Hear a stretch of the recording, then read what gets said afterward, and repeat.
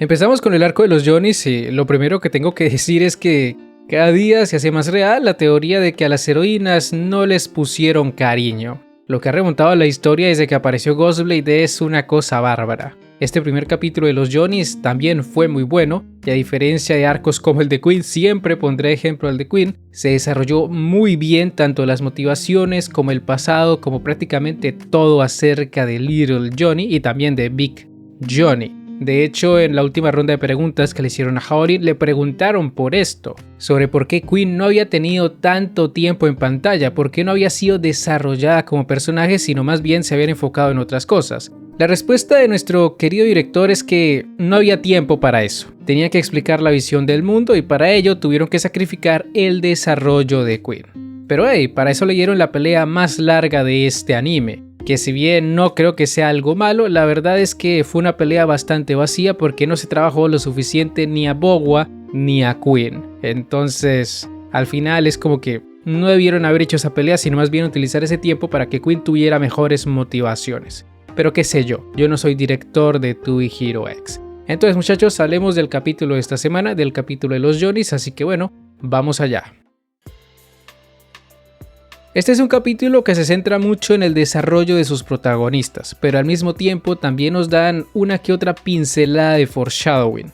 Nos ubicamos en el año 18 de la Federación / Comisión. Durante esa época el señor Shant envió al padre de Johnny, es decir a Shank, a investigar la nave alienígena. Sí, este fue el primer acercamiento entre los héroes y esa nave, y lo primero que podemos notar de esta expedición es que Big Johnny, en efecto, nuestro querido Digimon, vino del espacio. Pero no vino solo, porque en esta nave habían 3 cápsulas y solo una estaba rota, la de Big Johnny. Las otras 2 estaban intactas y de momento no sabemos quiénes se encuentran allí.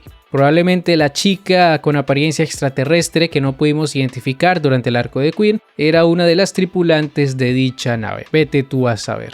Lo importante de esto por ahora es que Shank se llevó al Digimon, se llevó a Big Johnny para la casa porque no quería que experimentaran con él. Gracias a esto podemos darnos cuenta que este hombre es una muy buena persona, pero desgraciadamente no dejan de ocurrirle tragedias, ya que lamentablemente su esposa muere justo cuando él regresa de esta expedición. Pero antes de hablar sobre eso, primero tenemos que regresar un poco en el tiempo a cuando esta mujer le estaba explicando a su hijo, a Little Johnny, de dónde venían los bebés. Obviamente no le habló sobre la reproducción humana, sino más bien le explicó que los bebés caían del cielo y después de eso se encargaban de elegir a sus padres. De allí que empezara a considerar a Big Johnny como su hijo porque su padre le explicó que lo había encontrado en una nave espacial, una nave que venía del espacio, así que lo interpretó como que llegó del espacio, cayó desde el cielo, entonces por ende era su hijo. Muy interesante el razonamiento de Johnny, pero antes de esto tenemos que ver la muerte de su madre, una mujer que en su momento le dio las gracias a su hijo por haber nacido y que desgraciadamente no pudo salvarse ni por la mano de los mejores médicos del mundo ni tampoco por los poderes de sanación de su esposo, porque Shank tenía poderes de sanación pero por alguna extraña razón no pudo curar su enfermedad. Este hecho deprime bastante a este hombre y lo hace retirarse de su puesto como héroe. Según el video promocional de Little Johnny, Shank había sido héroe X en el pasado, por lo que lo más probable es que durante el torneo que se hizo en el año 18, él perdiera contra el hombre que más adelante conoceremos como X, es decir, Vortex, pero nos estamos adelantando un poco. El tema es que tras la muerte de su esposa, Shank perdió toda esperanza, toda ilusión de seguir trabajando como héroe y al igual que Lin Link en su momento dijo las siguientes palabras: si no puedo salvar a la gente que amo, ¿qué sentido tiene ser héroe? Este es un paralelismo interesante porque a diferencia de Shank, quien sí se retiró, Lin Link logró convertirse en el héroe del pueblo, aunque claro, no logró salvar a Moon, al final sí se la matan y esto podría dar lugar a que o se retire o decida vengarse de E-Soul, o capaz logre encontrar una tercera opción, una que no involucre corromperse a sí mismo. Pero volviendo con los protagonistas de este capítulo, como les mencioné antes, Shank decide retirarse. Y el día en el que abandonan la Torre de los Héroes es cuando conocemos al X de esta época, a Vortex, aunque en realidad para este punto todavía no nos decían su nombre ni tampoco nos mostraban su rostro. Querían mantener ese secreto para el final del capítulo y bueno, digamos que fue una decisión correcta. En esta parte es cuando Shank menciona la frase que mencionamos antes, la misma que dijo Lin Ling, y en respuesta a este pesimismo, Vortex le explica que desgraciadamente para esta época ya no pueden tener poderes de dioses, ya que desde cierto incidente, es decir el incidente de Zero, las cosas han cambiado y ya no pueden traer de regreso a los muertos. Esto ya lo había mencionado Hao-Lin en una de sus entrevistas, que para poder revivir a alguien era necesario tener los poderes de un dios.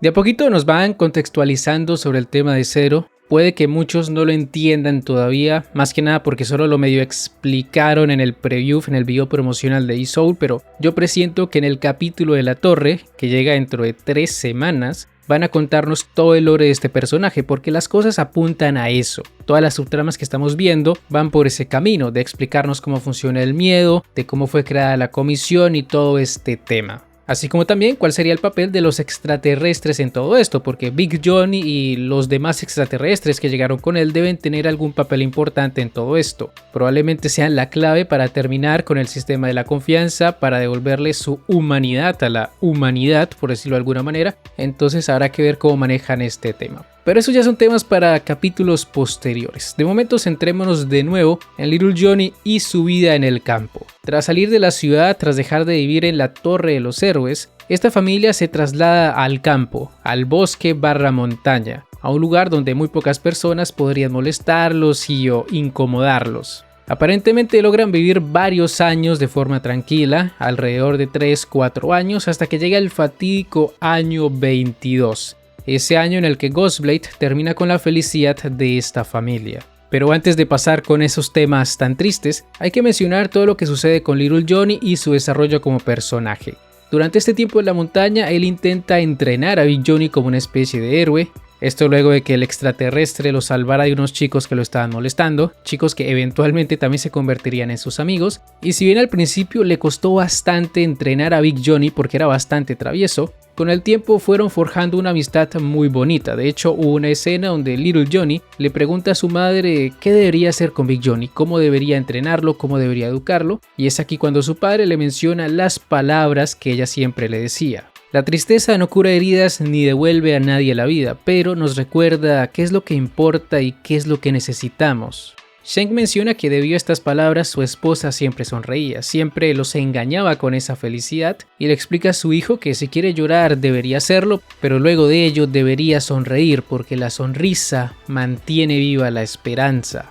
Por esa razón es que en la actualidad Johnny sonríe cada vez que puede y por esa misma razón es que también llora cada vez que puede, como cuando iba en el auto con Ghostblade. Una escena que tras este capítulo se vuelve mucho más impactante al descubrir que los lirios también eran importantes para la familia de Johnny, así que cuando este loco vio el lirio en el auto de Ghostblade, le fue imposible no llorar porque eso le recordó su pasado. Un pasado muy alegre que desgraciadamente dejó de serlo una vez que Vortex tocó a la puerta de su casa. O mejor dicho, una vez que Ghostblade arruinó esa felicidad, pero tenemos que hablar del tema de Vortex primero. Vortex aparece en este lugar para dialogar con Shank. Le pide que vuelva a ser un héroe. Lo hace por algún motivo egoísta. Quiere tener a alguien de su lado para que no le quiten su puesto como héroe X, pero en realidad este hombre no necesita eso porque ya venció a su principal adversario durante el torneo anterior. Eso es lo que le dice a Shank, que no lo necesita porque ya sabe cómo vencer a esa persona de la cual nunca nos revelan su identidad, pero me imagino que será importante más adelante. Podría haber sido eSoul, podría haber sido Smile o capaz Bowa ya estaba siendo importante para esa época, vete tú a saber. Lo importante es que no lo necesita. Pero aquí es donde empezamos a entender o donde algunos malinterpretan las intenciones de Vortex, ¿no? Porque nos lo presenta como una especie de villano, como una especie de antagonista que solo quiere traer de regreso a Shank por algún motivo que desconocemos, pero en realidad, si analizamos con detenimiento tanto sus acciones como sus palabras, nos daremos cuenta que el hombre solo quiso venir a salvar a su amigo. El hecho de que rompiera la taza ante la negativa de Shank y de que le advirtiera de que si no quería hacerlo por él, por lo menos lo hiciera por su hijo, nos dan a entender que este hombre ya conocía las intenciones de la comisión, ya sabía que tenían planes para asesinar a su amigo y por eso quería evitar esa tragedia. ¿Que por qué quería matar a Shank? Lo más probable es porque conocía lo de la nave extraterrestre y al estar retirado, al ya no estar asociado con la comisión, representaba una amenaza, por eso lo silenciaron. Vortex como héroe X debía conocer esa situación y por ello quiso evitarla, pero no lo consiguió. En lugar de eso, lo único que hizo fue que Johnny lo confundiera con el asesino de su padre. Y aquí es importante mencionar que cuando Johnny muestra emociones negativas, emociones muy fuertes como la ira o el odio, eso impacta directamente en la psiquis de Big Johnny. Es como que sus sentimientos están conectados de alguna manera y por eso es que Big Johnny reaccionó de esta manera, destruyendo todo a su paso y eventualmente eso los lleva a enfrentarse contra el mismísimo Vortex. Una pelea que de momento no sabemos cómo termina, pero las probabilidades de que Big Johnny lo haya eliminado son bastante altas, dado que no hay ni una sola referencia a Vortex en los demás arcos que hemos visto hasta ahora.